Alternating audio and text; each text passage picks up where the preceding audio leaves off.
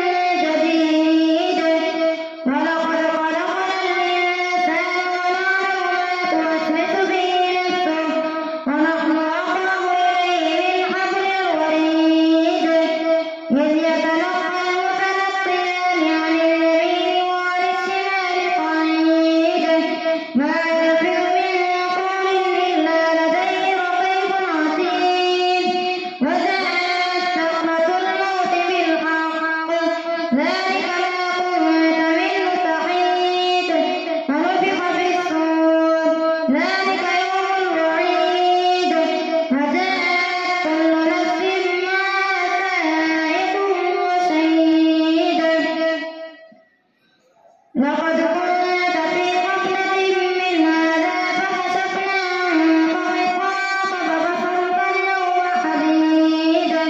وقال قرينه هذا ما لدي عتيد ألقيا في جهنم كل كفار عنيد مناع للخير معتد مريب الذي جعل مع الله إلها آخر فألقياه في العذاب الشديد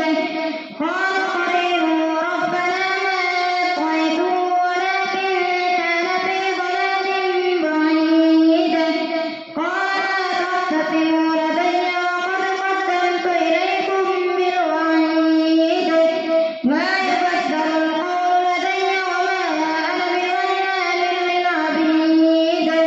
يوم نقول لجهنم هل امتلأت وتقول هل من مزيد وأزلفت الجنة للمتقين غير بعيد هذا ما توعدون لكل أواب حفيظ من خشي الرحمن بالغيب وجاء بقلب منيب ادخلوها بسلام ذلك يوم الخلود لهم ما يشاءون فيها ولدينا مزيد